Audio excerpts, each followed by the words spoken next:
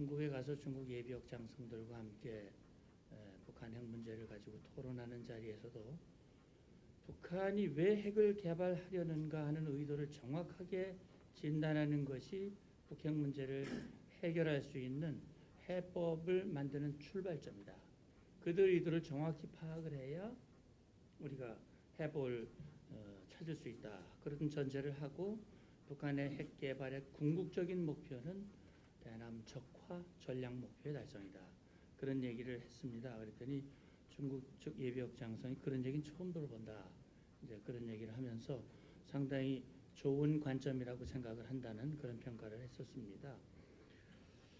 최근 보면 1월 김정은 육성 10년사가 나온 이후에 지금 이제 거의 한 2달 가까이 지나가고 있습니다.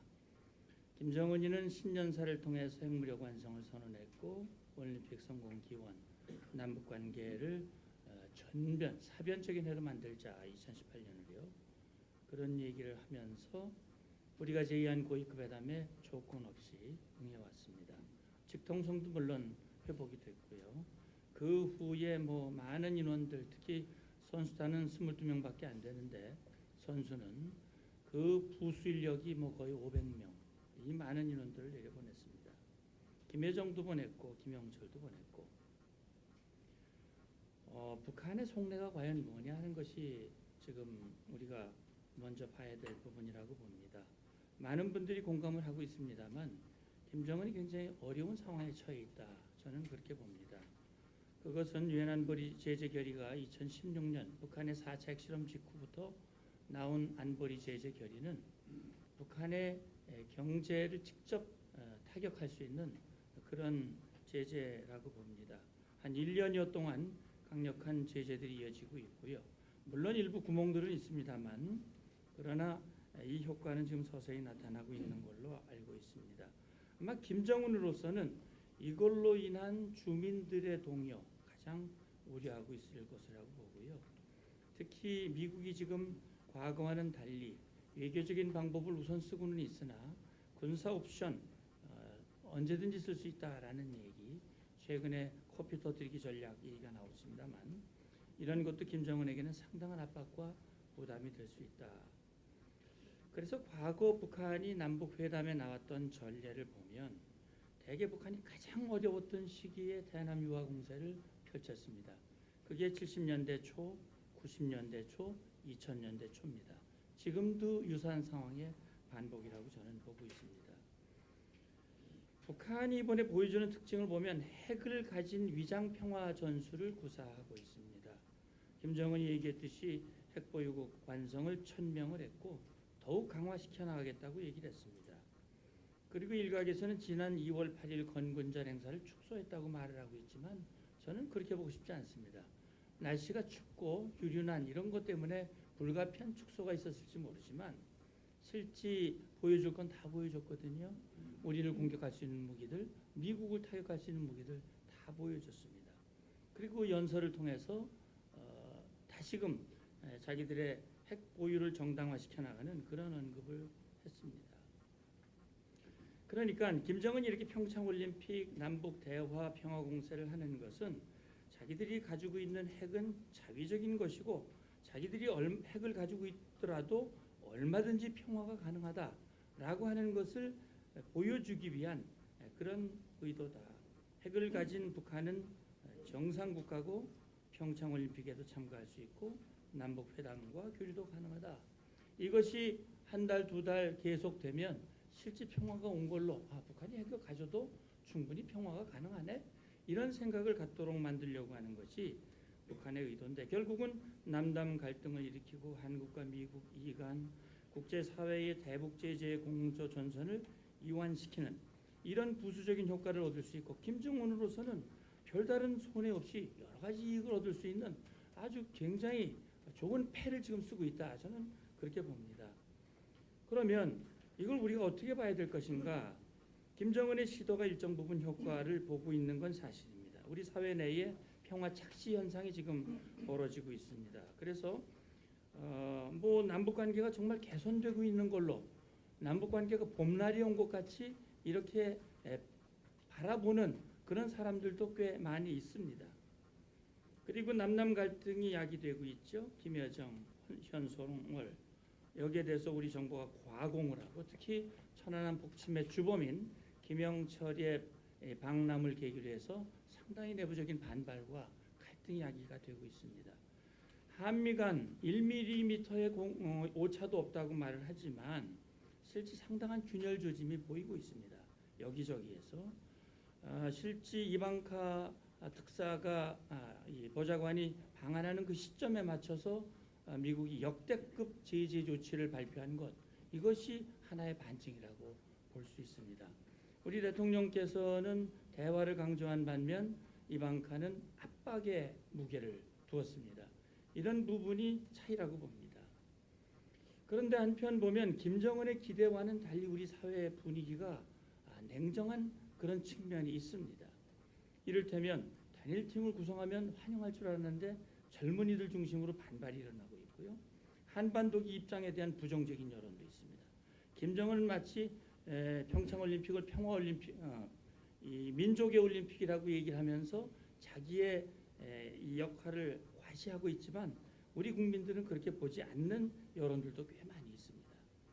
과거에 응원단, 미녀 응원단 그래서 상당히 좀 관심이 많이 있었는데 생각보다 좀 뜨뜻미지근한 그런 부분이 있습니다. 이거는 우리 특히 젊은이들 사이에서 북한의 이중적인 측면들을 계속 봐온 그런 학습 영향이 아닐까도 생각이 됩니다.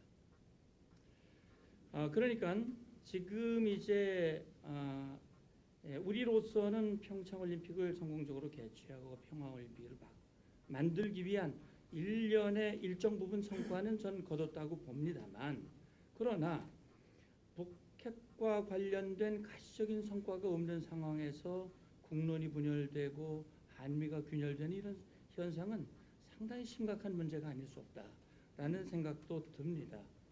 그럼 올림픽이 우리가 포스트 평창을 많이 걱정을 합니다. 북한이 만약에 지금 57쪽을 말씀드리고 있습니다. 북한이 패럴림픽이 끝나는 3월 말 이후 한미연합연습이 재개되고 여기에 강력히 반발하면서 다시 도발을 재개한다면 원점으로 돌아갈 겁니다. 김정은이가 그걸 모를 리가 없습니다. 지금까지 보여준 북한의 태도를 감안했을 때 아마도 이 한미연합연습에 대해서 뭔가 보이지 않는 선에서 이 조정을 시도하면서 한미연합연습을 정상적으로 하더라도 북한이 뭐 전략 도발이라든지 이렇게 하지 않을 가능성이 현재로서는 좀 더 많다고 저는 보는데요. 그 이유는 김정은이가 이미 육성 10년차를 통해서 2018년을 남북관계 발전의 해로 하자고 그랬고, 김여정 방남 결과를 받는 그 자리에서 남북관계를 승화 발전시키기 위한 정령적인 조치를 마련해라. 그 김영철이가 하고 있는 겁니다. 그런 얘기를 했고, 김영철이를 이번에 보낸 것은 제가 볼 때는 김여정을 보내고 여러 가지 분위기와 상황들을 보니까 이런 방법만을 가지고는 안 되겠다라는 판단을 아마 하고 있을 것이라고 생각이 됩니다. 모니터를 하면서. 그래서 문 대통령이 비핵화 얘기를 하고 북미 대화 얘기를 했을 때 북미 대화 의지도 있고 비핵화에 대해서 반발하지 않고 이런 것은 뭔가 전술적인 변화를 시도하고 있는 그런 움직임이라고 생각이 됩니다. 앞으로 그러면 어떻게 될 것인가? 저는 남북 간에는 고위급 후속 회담이라든지 북한에 의해서 교류 확대를 시도하고, 그건 우리 지금 정부 입장하고도 일치하니까요. 그래서 당국 간 군사당국 회담도 열릴 수 있고, 또 북한이 그동안 뭐 조건을 걸고 회피했던 이산가족 상봉도 조건 없이 수용하겠다. 보다 전향적인 조치를 할 수가 있습니다. 그리고 우리 정부로서는 지금의 이 상황을 확대 발전시키기 위해서 대북 특사도 보내고, 그리고 대북 제재에 저촉되지 않는 범위 내에서 문화 스포츠 교류를 확대하면서 위장 평화 분위기를 지속하려고 시도할 수 있습니다. 6월 15일을 계기로 해서 우리 민족끼리라고 하는 여론을 더욱 확대 조성 시도할 가능성도 있습니다.